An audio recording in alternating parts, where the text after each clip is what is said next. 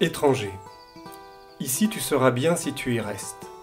Ici, le souverain bien est le plaisir. Inscription que l'on pouvait lire à Athènes, à l'entrée du jardin d'Épicure. Bienvenue dans le jardin, cet espace ouvert et accueillant où l'on aime à se retrouver entre amis. Le jardin est un podcast qui explore la création littéraire en s'intéressant d'abord et avant tout au quotidien, à la pratique, à la vie des autrices et des auteurs. Vous êtes prêts ? Donnons tout de suite la parole à notre invité.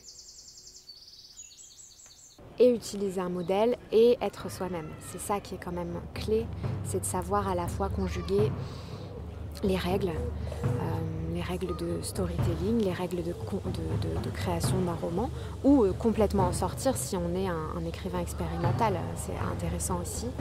Mais en tout cas, garder son propre fond et sa propre voix et les sujets qui nous touchent. Bonjour Mona Messine. Bonjour François-Xavier. Je suis vraiment très content que vous ayez accepté d'enregistrer ce 4e épisode du podcast Le Jardin avec moi. Et alors, je suis d'autant plus content qu'on est aujourd'hui dans un jardin. Alors il y aura peut-être des bruits de jardin qui vont nous accompagner pendant cette rencontre. Il y a des tilleuls, il y a l'odeur des tilleuls, il y a des roses en fleurs, c'est parfait. Et les petits oiseaux. Et les petits oiseaux. Ça, j'y tiens beaucoup, aux petits oiseaux. C'est un bruitage réel. Donc. Et pourtant, on est en plein Paris. Oui, alors, c'est ça, c'est vrai. Alors, il peut y avoir aussi peut-être des bruits de la ville qui vont nous rejoindre, mais c'est un jardin qui a l'avantage d'être bien protégé. On se sent, c'est un peu un cocon. J'aime bien ce jardin, justement. À vous de découvrir duquel il s'agit. Tu vas pas leur dire ? Ah non, non. Alors, Mona... on va se tutoyer. Très bien. C'est vrai que souvent je vous vois dans le podcast, mais aujourd'hui on va se tutoyer, c'est exceptionnel. Et je suis très content que tu sois ici parce que c'est un podcast qui parle beaucoup de littérature bien sûr et justement du fait d'écrire. Et qu'est-ce que c'est écrire ? Qu'est-ce que c'est une autrice ? Qu'est-ce que c'est un auteur ? Qu'est-ce que c'est un écrivain, une écrivaine ? Au quotidien, vraiment, dans le sens, c'est un métier, c'est un art ou c'est un artisanat, je ne sais pas comment dire, mais en tout cas c'est quelque chose qui se pratique. Voilà, et c'est là-dessus que j'ai toujours envie d'insister avec mes invités.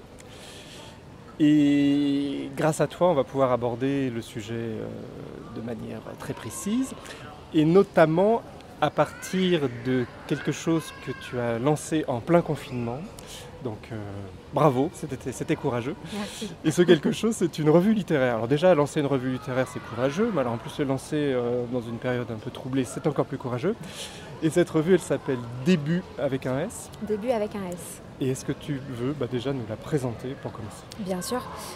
Début, donc c'est une revue qui est née effectivement pendant le confinement. J'avais autour de moi un entourage d'auteurs, primo-romanciers notamment, qui a vu leur publication se faire reporter en raison du confinement, ou un entourage de personnes qui cherchaient à être publiées pour la première fois, ce qui est, comme on le sait, un exercice quand même assez particulier, voire difficile en France. Et j'ai eu envie en fait de faire naître de nouvelles choses, donc des débuts, des surprises, dans un contexte où tout le monde parlait d'un monde qui était en train de mourir, du monde d'après, etc. Et j'avais remarqué qu'il y avait quand même quelques petites choses, notamment en littérature, qui existaient déjà et qui n'allaient pas attendre cette crise et qui avaient besoin d'être exprimées, d'être portées. C'est ce qui m'a donné envie de faire quelque chose sur le thème des débuts. Et j'ai choisi la revue littéraire tout simplement parce que je suis passionnée de littérature, de poésie, de théâtre. Et Début représente tous ces genres-là. Et son idée principale, c'est de publier des premiers textes d'auteurs inédits aux côtés d'auteurs déjà confirmés pour pouvoir leur faire acquérir un peu plus de notoriété ou les mettre en avant auprès des libraires ou sur les réseaux, tout simplement pour qu'ils soient plus lus, plus vendus aussi, parce que c'est important. Et qui puissent ensuite être amenés à la publication dans des maisons d'édition plus costauds, plus établis, sur des textes entiers. Est-ce que tu peux nous expliquer... Ah ben voilà, il y a un petit enfant, nous sommes dans un jardin. Est-ce que tu peux nous expliquer ce que c'est qu'une revue littéraire justement ? Parce que les gens qui nous écoutent ne le savent pas forcément. C'est une bonne question. Une revue, donc nous, c'est publié sur du papier, imprimé. Ça peut être en ligne aussi aujourd'hui, hein, mais en tout cas, nous, on l'a fait imprimer. Ça va être une collection de petits textes. L'idée, c'est de ne pas avoir forcément un roman complet dans une revue, même si certaines peuvent le faire, mais d'avoir plusieurs auteurs qui publient au sein de la même revue, au sein d'un même numéro, avec des parutions finalement périodiques. Par exemple, au début, ça sera 2 fois par an. Et l'idée, c'est de présenter toute une variété d'auteurs avec soit une thématique commune, soit des affinités communes, quelque chose qui va représenter et identifier la revue, mais tout en étant très varié, très différent à chaque fois pour que les lecteurs puissent avoir finalement oui, j'ai dit collection, mais je pense que c'est le bon mot, cette collection de textes. Il y a des auteurs, donc des autrices connues dans le début, alors des marraines, on va dire ça comme ça. Sur le premier numéro, c'est vrai qu'on a eu la chance d'être marrainée par Chloé Delhomme, qui a eu le prix Médicis l'année dernière. Chloé, c'était aussi ma coach littéraire à l'école Les Mots, et elle a accepté de marrainer cette revue, notamment parce qu'on s'est rencontrés par ce biais-là, et c'est elle qui m'avait poussée à écrire dans des revues. Et donc, en cheminant sur cette réflexion-là, j'ai décidé de créer Début. Donc Chloé m'a accompagnée sur cette réflexion en tout cas. Il y a aussi Samy Langerhart, qui est un auteur chez Verdier, qui a publié un premier roman il y a en 2018 si je ne me trompe pas. Et puis Laure Mion-Crozet, une autrice qui est publiée chez Albin Michel. Et ces 3 personnes-là, du coup, ont proposé des textes pour la revue et nous ont aidés à nous lancer.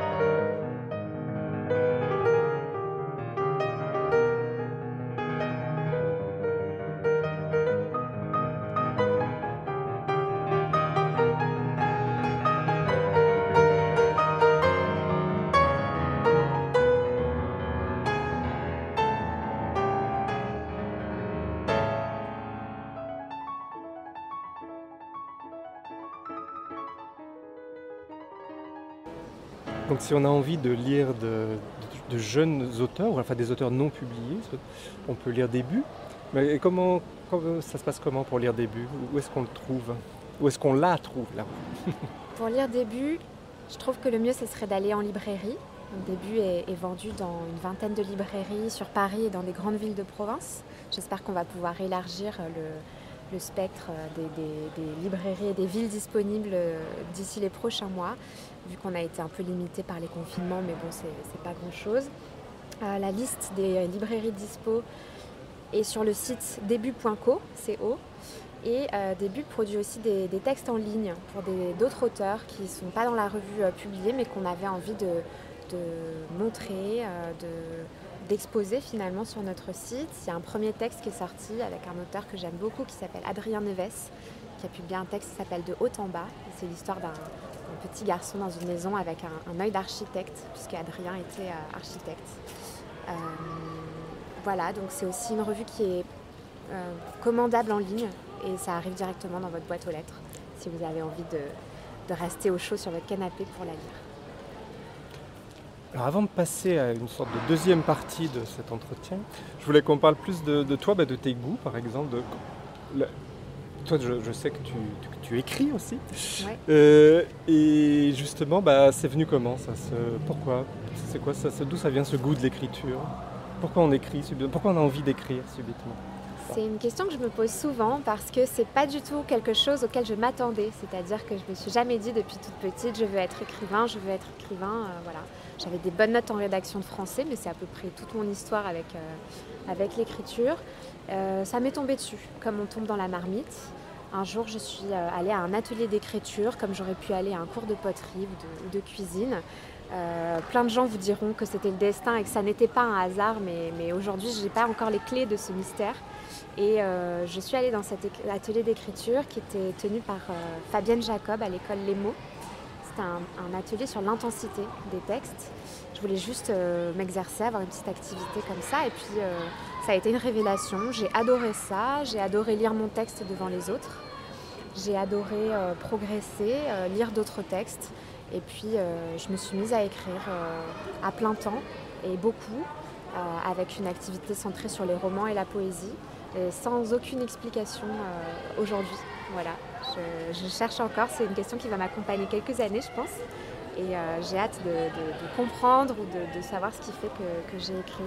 Je pense que j'ai plein de choses à dire dans ma tête et que c'était un moyen d'expression. Voilà.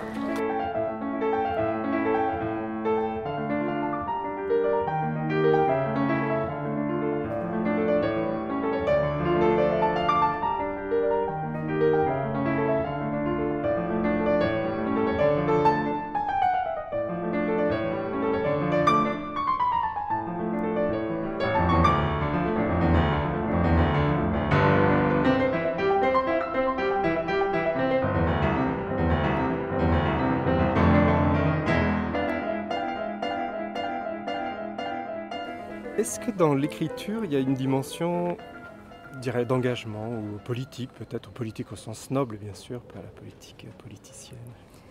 J'avais assez tendance à penser que non. Et en fait, avec la question que tu m'as posée juste avant, je réalise que même si je ne sais pas ce qui a déclenché chez moi l'écriture, je sais pourquoi je continue. C'est parce qu'il y a tellement de choses à dire, et aujourd'hui il se passe tellement de choses. Bien sûr, il y a la crise du Covid, mais ça avait évidemment commencé avant. On est dans un moment où il y a beaucoup de bouleversements sociétaux. Je pense notamment à l'engagement féministe, qui n'est pas évidemment dû qu'aux dernières années, mais en ce moment, il y a quand même, on appelle ça la 4e vague, mais une révolution encore plus profonde sur cet aspect-là. Il y a la partie évidemment écologique, qui me touche beaucoup, tout ce qui va être mouvements sociétaux, et évidemment que ça se retransmet dans des écrits, tout simplement parce que ça me touche au quotidien, parce qu'en tant que personne, moi j'ai beaucoup de causes qui vont me tenir à cœur et sur lesquelles j'ai envie d'écrire, beaucoup de choses qui me touchent, et j'essaie aussi dans ce que j'écris d'en parler, pas forcément pour les dénoncer ou avec un but de convaincre ou de lancer des messages, mais en tout cas pour faire vivre ces sujets, soit au travers de personnages, soit au travers, et notamment dans mes textes qui sont publiés dans des revues, de petits textes qui ont l'air d'être soit des pamphlets, soit des petits moments de critique ou des petits moments aussi de perception d'une émotion et de retransmission de cette émotion-là pour les lecteurs. Donc il y a un engagement, c'est certain. Qui n'est pas forcément conscient, mais évidemment, je ne sais pas si c'est un engagement comme pourrait être un engagement militant, par exemple, mais c'est évident qu'il y a une dimension qui se traduit dans mes textes en fonction des émotions que je vais ressentir et de ce qui va ressortir dans l'écriture. Et ça se traduit surtout dans les formes différentes que j'utilise, parce que dans tout ce qui va être roman, etc., on peut avoir une pensée un petit peu plus longue, et après dans toute la partie poésie, chanson, ça va être des émotions plus vives, plus immédiates. Et ça, c'est vrai que c'est un média que je trouve très intéressant. Alors tu m'as tendu une perche tout à l'heure, parce que tu as déjà évoqué les ateliers d'écriture. Alors moi, ça c'est quelque chose qui m'intéresse, que j'aime bien en discuter avec les gens, parce que on part souvent en France notamment, du principe que l'écrivain, l'écrivaine, l'autrice, l'auteur ont un génie personnel très fort, ou sont très très doués, ou sont habités comme ça d'une... je sais pas, peut-être qu'ils ont un gène particulier qui leur permet d'écrire des histoires fabuleuses. Mais on sait aussi, et ça c'est beaucoup les anglo-saxons qui nous l'apprennent, parce que chez eux c'est très développé, notamment à l'université, ce qu'on appelle creative writing, donc ce qui serait l'équivalent peut-être en français d'atelier d'écriture. Je ne sais pas comment on traduit creative writing, écriture créative. Écriture créative, Et donc voilà, ce qui m'intéresse dans tout ça, c'est qu'évidemment, on est plus ou moins doué pour écrire, qu'évidemment, tout le monde n'écrira pas peut-être le chef-d'œuvre tant attendu du XXIe siècle, mais quand on a dit tout ça, on peut aussi dire que écrire, eh bien, cela s'apprend. Ça, je trouve, c'est le message positif. Et puis, c'est un message que j'ai envie justement de faire passer, chers auditeurs. Écrire, ça s'apprend. Qu'est-ce que tu en penses, Mata? Eh bien, je suis un exemple vivant de ça, puisque avant, il y a 3 ou 4 ans, et avant de tomber dans la marmite de l'écriture, comme je disais tout à l'heure, effectivement, je n'écrivais pas. Alors, j'écrivais des emails, des SMS, comme tout le monde, mais je m'étais jamais dit, je peux écrire un roman, je suis capable d'écrire un roman. Je trouve que c'est un bon parallèle que tu as fait avec la partie anglo-saxonne du monde. Chez les Américains, par exemple, il y a des cursus d'écriture. Et les auteurs là-bas vont écrire un livre, passer 2 ou 3 ans à en faire la promotion, faire des ateliers autour, transmettre aux autres ce qu'ils ont voulu dire, puis écrire un autre livre, etc. C'est une dynamique qu'il n'y a pas forcément en France, parce qu'on a justement cette image de l'écrivain est un génie qui écrit tout seul dans sa chambre, etc. Bon, ça change beaucoup quand même là sur ces dernières années. Il y a des ateliers d'écriture qui ouvrent. On s'aperçoit aussi qu'écrire un roman, c'est quelque chose qui va être collectif. Alors bien sûr, il y a la solitude de l'écrivain sur les premiers jets ou sur les reprises et sur l'écriture, mais il y a un gros travail des éditeurs. Il y a un travail des bêta-lecteurs aussi autour des écrivains. Ça se fait beaucoup en fait, une fois qu'on a fait une première version du roman, de faire relire à 3, 5, 10 personnes pour avoir des avis, pour compléter ce qu'on a écrit, pour obtenir des premières impressions et réajuster son texte. Et finalement, non seulement écrire, ça s'apprend par des ateliers d'écriture, on voit plein de podcasts pulluler en ce moment, des livres, enfin vraiment il y a des workshops, il y a des conférences, il y a des stages, il y a vraiment de tout. Et non seulement ça s'apprend, mais aussi ça se travaille. C'est-à-dire qu'une fois qu'on pense qu'on a appris certaines clés, les textes se reprennent à l'infini, j'ai envie de dire, jusqu'à ce qu'ils soient bons. Et la vraie clé de comment on parvient à écrire un roman complet alors qu'on n'avait pas écrit avant, c'est vraiment de réaliser qu'on n'écrit pas bien du premier coup et qu'il faut revenir sur l'ouvrage tous les jours ou toutes les semaines si on n'a pas autant de temps que ça.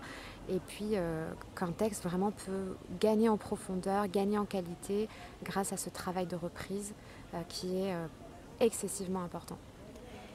Mais qu'est-ce qu'on appelle en fait atelier d'écriture? C'est quoi? Ça se matérialise comment? Qu'est-ce qui se passe pendant ce moment? Je vais prendre l'exemple de l'école Les Mots, que j'aime beaucoup parce que déjà j'ai commencé à écrire là-bas et c'est un très bon exemple de ce qui peut se faire. Je crois que c'est même la première école d'atelier d'écriture en France. C'est une école qui va finalement organiser des ateliers dans lesquels un écrivain publié va intervenir, apprendre ce qu'il connaît ou ce qu'il ne connaît pas mais qu'il a envie de faire découvrir à des participants. On appelle ça des participants d'ateliers d'écriture, pas des élèves ou des étudiants, ce qui serait un petit peu scolaire. Je pense que chaque auteur a un peu sa manière de faire un atelier, mais moi ce que j'ai vécu, ça va être par exemple une discussion autour d'un thème d'écriture, un travail avec l'auteur qui a sélectionné un texte qui va correspondre à une consigne ou à un thème d'écriture ou à une technique particulière. Et puis le moment le plus important finalement, ça va être le temps d'écriture des participants, avec à la fin une restitution lue des participants qui lisent leur propre texte et un partage des autres participants sur ce qu'ils ont pu ressentir, sur ce qu'ils aimeraient améliorer pour pouvoir justement corriger, améliorer, pousser les textes et amener le participant qui a écrit ce texte-là sur sa voix à lui, avec sa voix à lui, avec des retours du collectif en fait, qui vont vraiment ancrer un texte dans quelque chose de très qualitatif et puis de contemporain, et je ne parle pas pour l'opposer au sens de la littérature classique, mais je veux dire d'avoir différentes voix de personnes vivantes aujourd'hui qui vont amener un texte à se dire ça apporte quelque chose de supplémentaire, ça c'est qui tu es, ça va parler à des gens, etc. Et qui vont donner en fait à un texte sa qualité jusqu'à potentiellement pouvoir être lu par des éditeurs et publié derrière. Oui, parce qu'effectivement ça me faisait penser... Bon, on a dit l'écriture c'est quelque chose d'assez solitaire, bien sûr, il y a des grands moments de solitude. Des grands moments très longs. Face à la page blanche, comme on dit. Qui sont nécessaires. Il ne faut pas faire tout en atelier, il y a vraiment la créativité. Ouais. mais voilà, ça me faisait penser à cette relation qu'ont alors les écrivains déjà publiés avec leur éditeur, puisque ce dialogue, effectivement, peut avoir lieu. Alors ça va dépendre de chacun, bien sûr, de chaque éditeur et de chaque auteur aussi, puisqu'il y en a qui aiment plus ou moins avoir un dialogue sur ce qu'ils écrivent. Mais voilà, c'est un moyen peut-être aussi pour justement de jeunes auteurs, ou non publiés, d'avoir cette notion de collectif et d'être pas toujours tout seul en face de leur manuscrit, de leur tapuscrit, je ne sais pas comment on dit d'ailleurs. Exactement, moi je suis assez d'accord avec toi. C'est vrai qu'il y a cette marche à franchir en fait entre j'écris tout seul dans mon coin et je suis convaincue que ce que j'écris c'est bon, j'ai des personnes qui l'ont un petit peu commenté.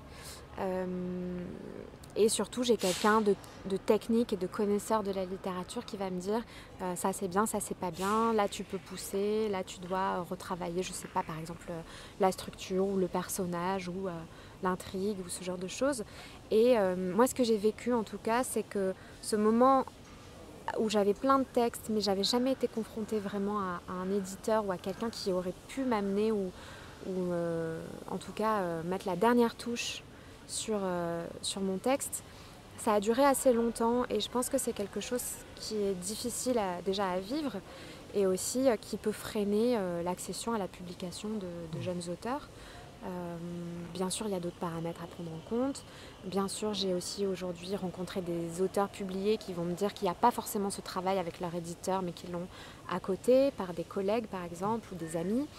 Oui, j'avais Ryoko Sekiguchi qui avait eu la gentillesse d'enregistrer le premier épisode du podcast avec moi, me racontait que c'était une amie très chère, qui à chaque fois était sa première lectrice, mais pas seulement lectrice, effectivement, enfin une lectrice avec des retours très précis sur ce qu'elle écrit, etc. Donc c'est une relation comme ça. Une lectrice avec un stylo rouge. Voilà, une lectrice effectivement avec un stabilo. Voilà. Et je crois aussi qu'elle a des éditeurs qui sont, notamment chez POL, qui sont des éditeurs qui font des retours très précis aussi aux auteurs. Donc voilà, c'est complètement cette relation-là. Retrouver un peu de collectif. Exactement. Et du coup, l'atelier d'écriture permet vraiment ça.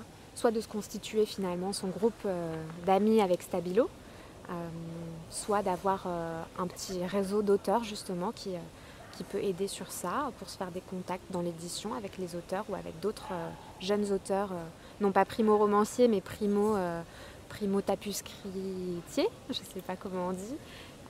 Voilà, ça c'est vraiment important.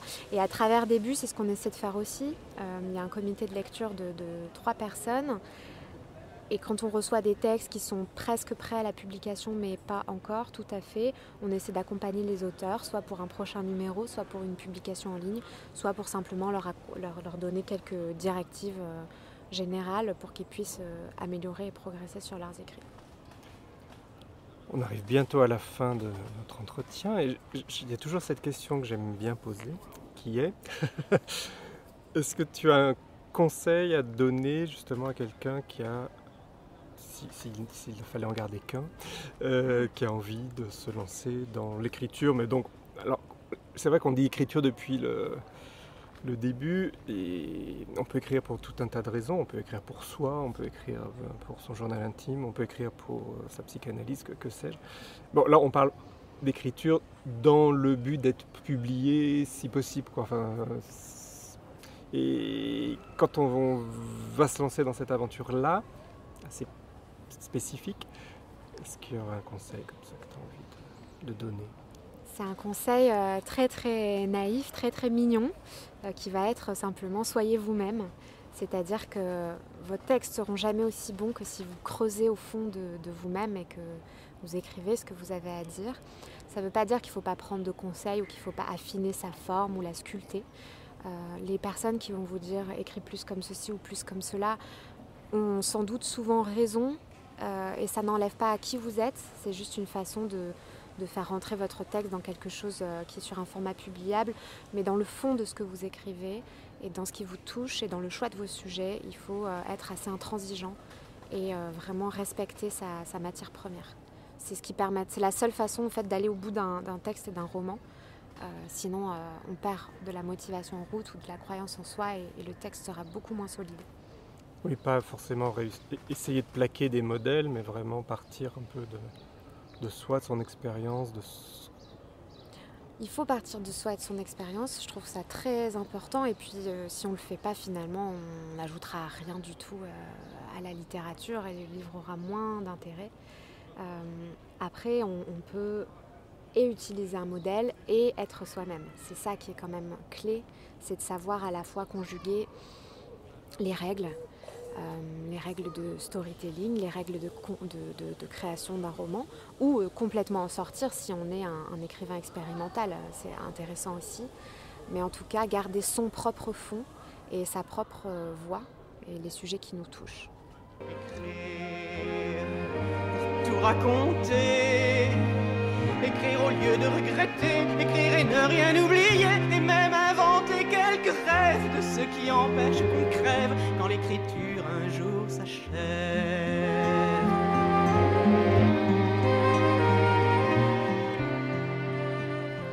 Et la dernière question, tout simplement, c'est est-ce que tu aurais des conseils de lecture ?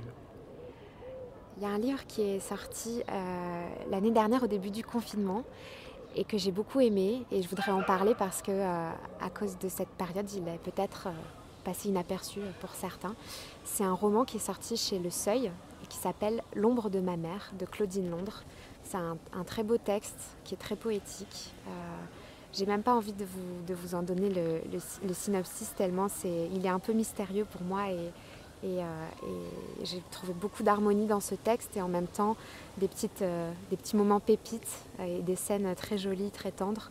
Donc je vous recommande vraiment ce livre qui s'appelle « L'ombre de ma mère ». Et l'auteur ? Claudine Londres.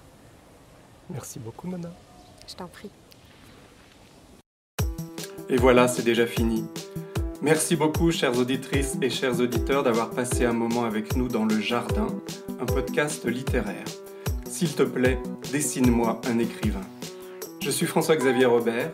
Ce podcast n'aurait pas été possible sans l'aide précieuse de Julien Oran au mixage et à la création musicale. Si vous avez aimé ce podcast, n'hésitez pas à laisser un commentaire, à le partager, à vous abonner. Rendez-vous très bientôt pour un prochain épisode du Jardin.